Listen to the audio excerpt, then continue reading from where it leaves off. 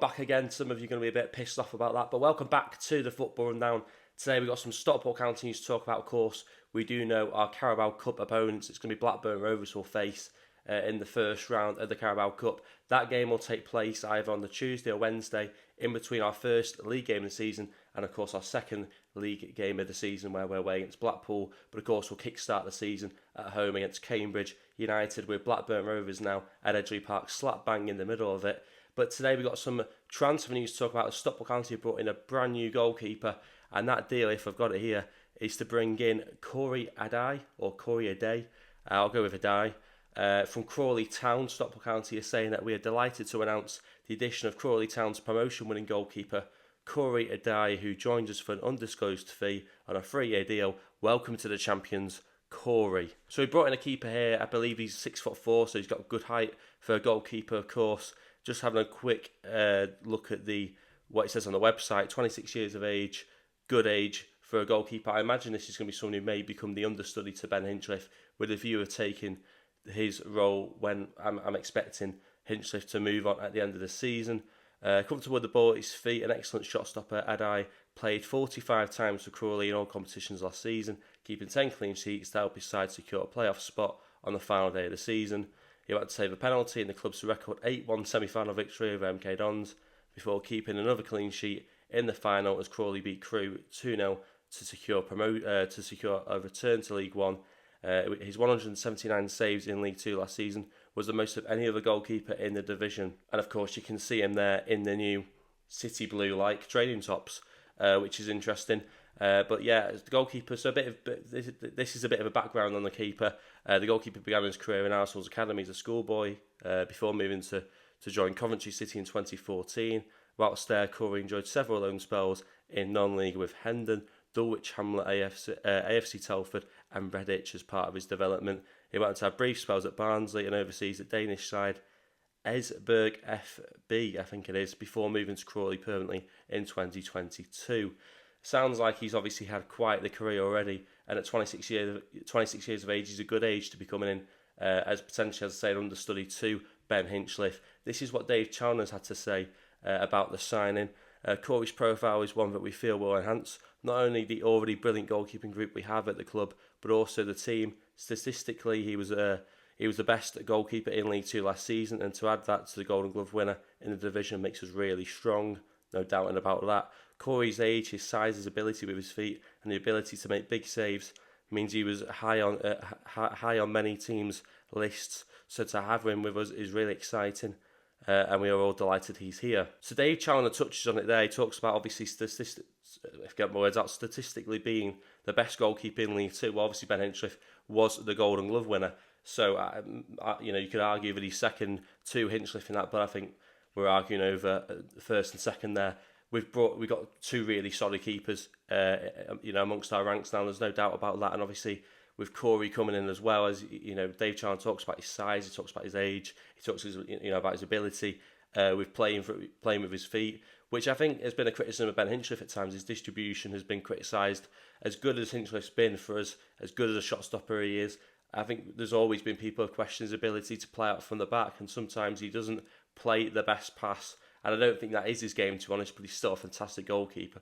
But obviously bringing in this kind of player who we expect could be a potential replacement for Hinchliffe in the future, this might be an upgrade in terms of helping us play out, be a bit better playing out from the back. So be interesting to see how it pans out, and also if he is basically being promised he'll be number one after this season. Be interesting to see how Dave Chalmers manages the keeper this season in terms of, does he have him as a cup goalkeeper? Will he play that game against Blackburn, for example? Be interesting to see how he manages having a keeper who has done very, very well in League Two. He's very much a first choice goalkeeper. Be interesting to see how we get that balance right between two keepers who want to be number one. Is Hinchliffe happy to, sit on the bench and watch a new keeper come in and, in place of him? I'm not too sure. But maybe that was part of the agreement, the extra year. Maybe it was, stick around, help a new goalkeeper settle in. Maybe Hinchliffe was happy to that. But I still think he'll be fighting for number one, and I still think he will be number one.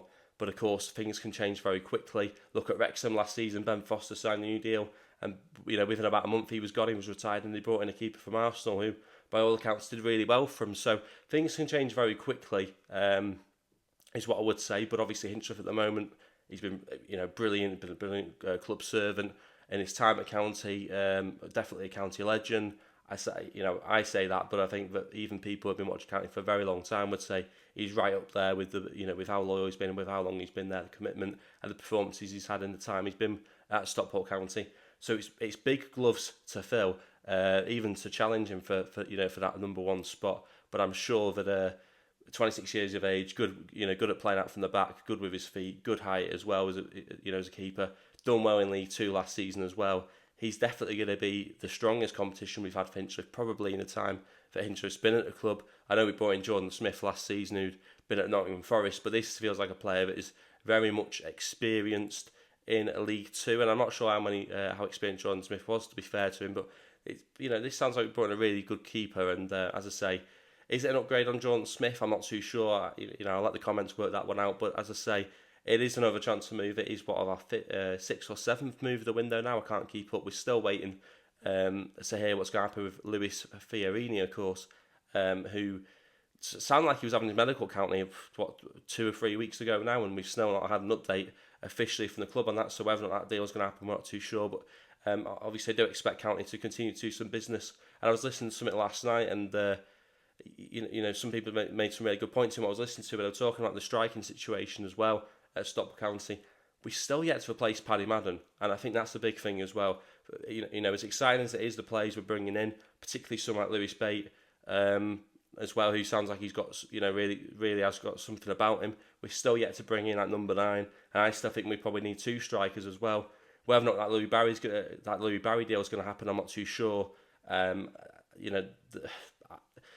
at a point now with Louis Barry. I'm not sure if it's going to happen, to be honest. I think that we're bringing in a lot of players. I think that the budget's going to be used. I'm not sure we're going to have the budget to sign Louis Barry. And I think the club were looking at trying to do it on a permanent basis. So I'm not too sure what's going to happen with Louis Barry, but I do think we need 2 strikers. Whether or not that's Louis Barry coming back in on loan again, or as a permanent, and maybe. But I still think we need two strikers. We had Louis Barry last season. We had Paddy Madden last season. You've lost both of them temporarily. Barry might not come back yet, but obviously we lost Madden. You've got to replace Madden, and you've got to replace Louis Barry. I think in terms of in them attacking positions, but it's positive. We've replaced Jordan Smith now with a backup goalkeeper / could be number 1. Obviously we're bringing in some players in the midfield as well. Left back cover would be interesting. As I say, right back, is that a position we need to potentially cover? Southern Wales is going to be out for some time. Noyle could do with some cover there potentially. Centre half position with Neil Bairn moving on. Probably could do with someone else coming in there, potentially as well. Be interesting to see what County do though. Obviously we know we've got Blackburn now in the Carabao Cup. We know we've got the fixtures in League 2 that's come out this week as well. So we can sort of prepare for the season a little bit better now in terms of knowing who we're playing, when we're playing them. We obviously got the pre-season games coming up as well. So it's an exciting time at Stockport County, but it's still a fair bit of business to be done. I think, in my opinion. But yeah, I just want to get your thoughts on that. What your thoughts on bringing in a new goalkeeper, and something else I was going to talk about as well whilst I was here. If I can find it now, it was obviously. Well, actually, I'll just talk about very briefly as well. Ethan Mann signed from Mikulova on a 2-year deal yesterday. He's joined the Emerging Talents programme, and we did sign a player earlier, funnily enough, another goalkeeper, Max Metcalf from Middlesbrough, who's also joined on a 1-year development contract. So it'll be interesting to see what happens with them. I don't think they'll be near the first team though. They may play in the sort of Bristol Street Motors Cup or whatever it's called. But also as well, this summer, Stockport County partnered with a digital stadium specialist, ADIL LED, to deliver a massive new digital platform at Edgeley Park. The multi-screen platform will include a new LED screen and a new digital perimeter system.